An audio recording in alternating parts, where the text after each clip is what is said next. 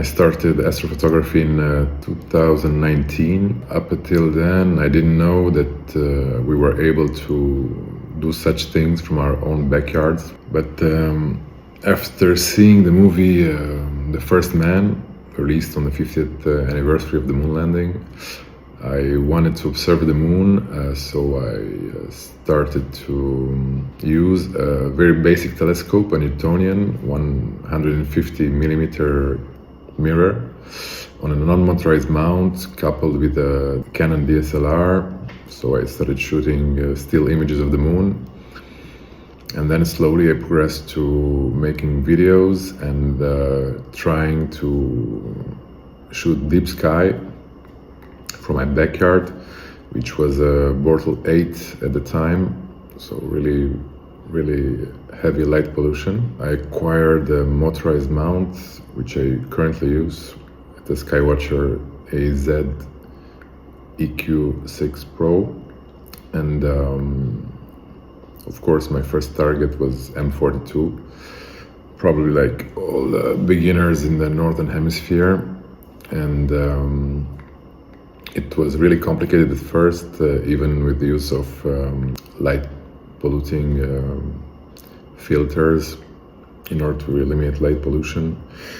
The results were really not optimal. So probably the biggest jump in quality came with the discovery of narrow band filters, which is probably the solution when you're shooting in the city.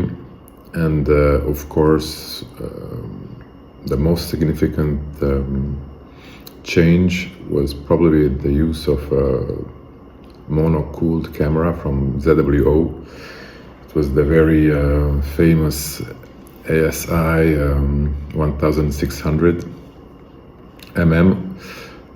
which was a fantastic camera. This allowed me to really start the deep sky astrophotographic journey.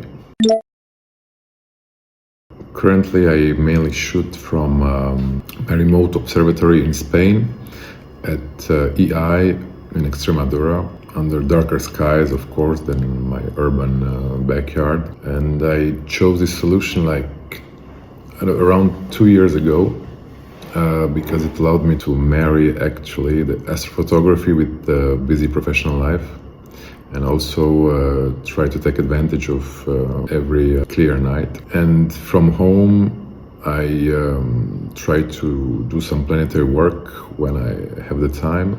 And of course, during summer, I try to shoot the Milky Way when I can, and if I'm in a dark spot.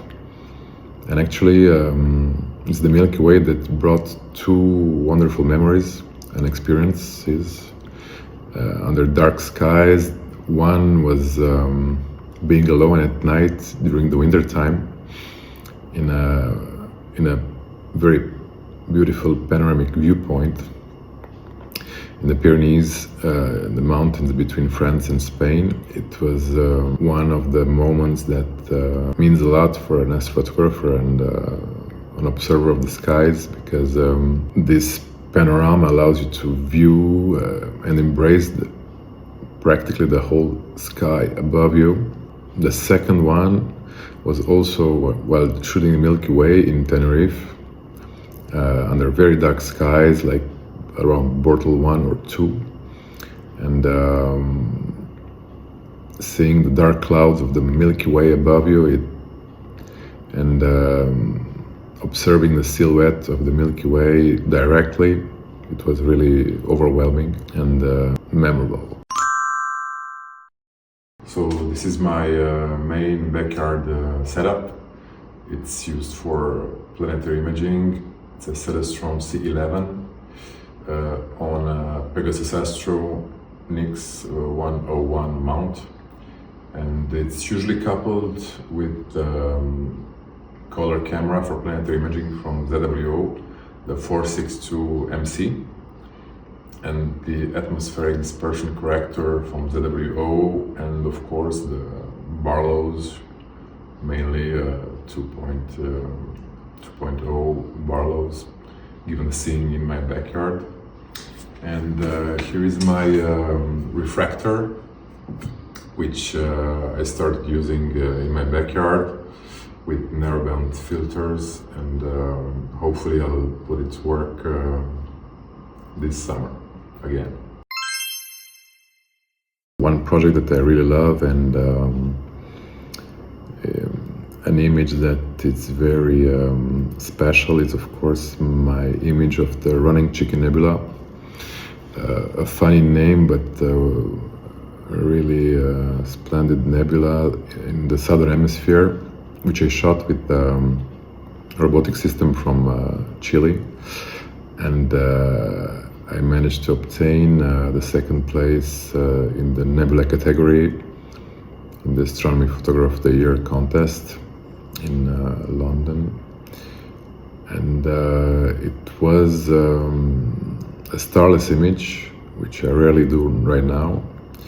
But for this nebula, which is very spectacular in the Hubble palette, I think the absence of stars actually really emphasizes the structure of the clouds and the contrast between the oxygen and sulfur and H-alpha clouds. And this chromatic contrast is really captivating, so it's one of my favorites. Another type of object I really love are the dark nebulae, and especially from the Perseus cloud.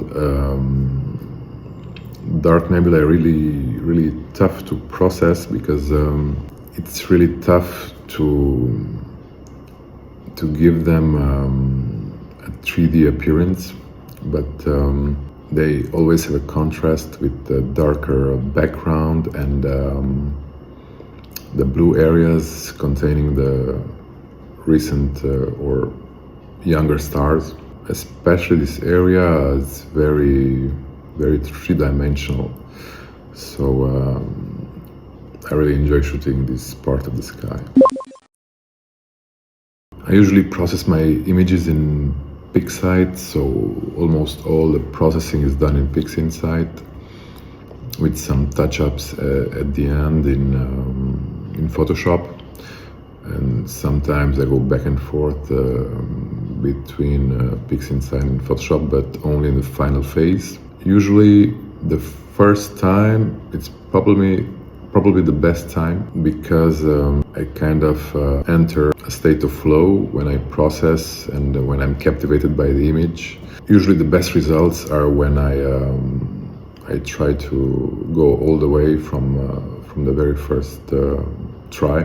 I've experienced difficulties in doing and trying to obtain the same result the second or the third or the fourth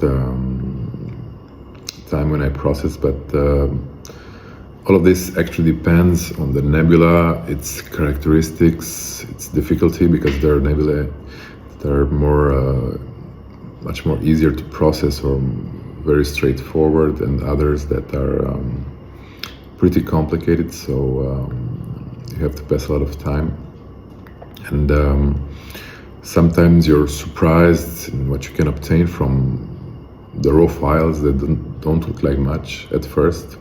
It reminds me a bit of like the saying of Michelangelo that thought the statue was actually already inside the block of stone, and he only had to carve out the extra material. So sometimes processing is something like that. You're trying to discover the final image that's hidden in the raw files. I think astrophotography is one of the most frustrating hobbies, and if something can go wrong, it will go wrong. One of the main lessons I learned a couple of times or more was that you always have to check everything, because you will always forget an adapter or a cable, and you won't be able to start the project. This works also for remote shooting. You always have to check your files. For example, the latest challenge or difficulty was with my finally with my winning image of the week, the floating dark nebula, which actually had a lot of frames that were not correctly centered and didn't overlap correctly. So I had to crop and work a lot to correct the gradients, but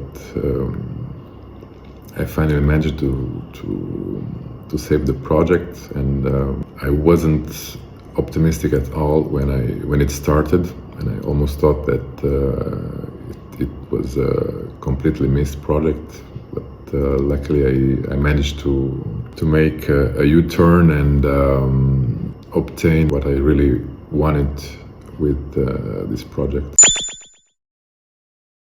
So my future projects will probably include a new mount, more powerful and stable mount, which is pretty essential for high quality astrophotography, and maybe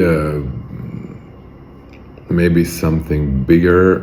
I mean, a bigger mirror, so probably a bigger scope, a Newtonian, or a bigger field for my projects using the refractor, because I kind of miss the big fields that it can offer you, and the possibility of composition.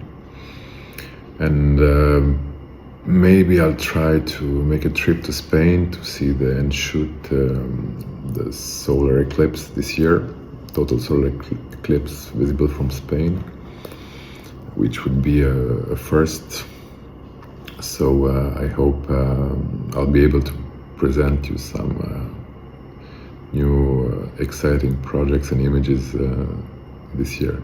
Thank you.